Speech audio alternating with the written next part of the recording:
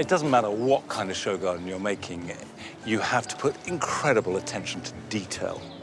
But the smaller the garden, the more you have to distill that down. So literally every square inch becomes significant. And last year, Emily Sharpe won the People's Choice Award for Best Small Garden and also a Silver-Gilt medal. And this year, she's back here again. And a few weeks ago, Joe went to see how she's getting on. Broughton Castle, a fortified manor house dating back to the 1300s, set in the Oxfordshire countryside, and where Emily has found inspiration for her show garden this year. So I was asked by a charity called UCARE to design a garden based on Broughton Castle. Broughton Castle is home to Lord and Lady Say and Seal, who are patrons of the charity, and so there was a link there between Broughton Castle and the charity. I wanted to include the architecture of the building, the gardens and the landscape to create a picture of what Broughton feels like. It's got its own air and character, a very particular sense of place which makes it feel very special, and I wanted to reflect that in the garden. You're trying to capture all this and put it in a relatively small show garden at Malvern. That's the plan, yes. Sounds like a big job. The first thing Emily wants to show me about her design inspiration isn't anything in the gardens, but something inside the house. So Joe, this is the oak panelled drawing room, and when I first visited Broughton Castle, this was the room that I loved the most, really. I've taken most of the inspiration for the layout from the garden, and in particular the actual pattern in the oak panelling. So I've arranged the borders based on the shape of the panelling that we've got.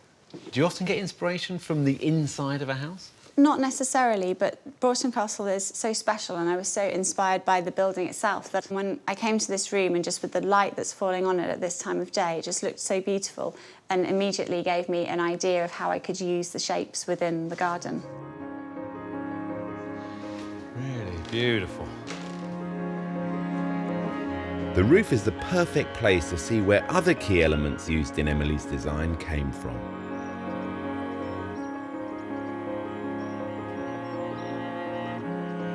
You've seen the inspiration from the inside. What in your garden relates to what we see here? So I've taken inspiration from the box hedging in the ladies' garden to define the oak panelling that we saw downstairs in the drawing room. And I've also taken inspiration from the mature trees in both the gardens and in the parkland. I've chosen some large mature Cornus controversa, and those are the 3 trees within the garden which will not only sort of give maturity so that it feels like the show garden is older perhaps than it is, but will also enclose the space and make it feel like a private space for people to enjoy. The trees will work really nicely because they'll give that lovely dapple shade beneath, like a tonal contrast.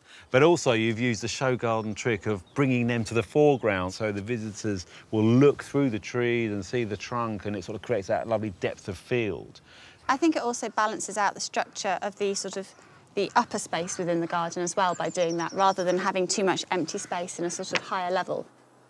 It was important to include water in the garden for me. The moat is such a key part of the gardens here at Broughton that I wanted to bring that into the garden, and I've chosen to keep it in a sort of quite linear shape as the moat actually is here. Well, you can't have a castle without a moat. No. The gardens at Broughton Castle are designed to be at their best in summertime, and not much is in flower just yet. So I want to see what Emily is using for her show garden in only a couple of weeks' time. The starting point has been this beautiful pink tulip, Tulipa Caress. And then I've picked a colour palette that goes with the tulip, so that we've got a nice, bright, uplifting set of colours in the garden that represents the aims and ideas of the charity. The timing of plants for show gardens is the trickiest thing, isn't it?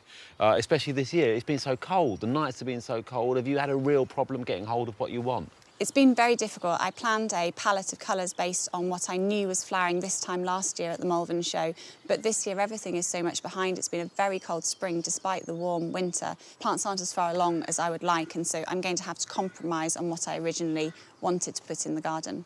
So what have we got exactly? The geranium was something that I wanted to have in the garden from the beginning, so that's something that's been there through the choice of my colour palette. And I really like Summerball because of the markings on the leaves, and again, it's giving me that texture and colour within the foliage. And this Olea, It'll be really good for me to be able to fill in with something that's sort of got that nice light, frothy foliage. Originally, I didn't want to put so much white into the garden, but again, I'm having to be flexible because of the growing conditions this year. and at the end you just say, well, that's exactly how I wanted it in the first place, and everybody's happy. They won't now be because I'm on film saying that it's going to be different.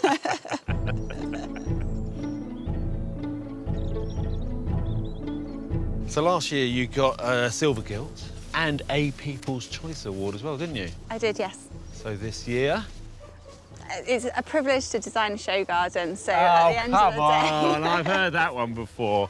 How do you think you're going to do? I mean... It would be nice not to go backwards on last year's results, so to get a Silver-Gilt would be fantastic, and I know that the charity would be happy with that. That's very diplomatic, that is. That is very diplomatic.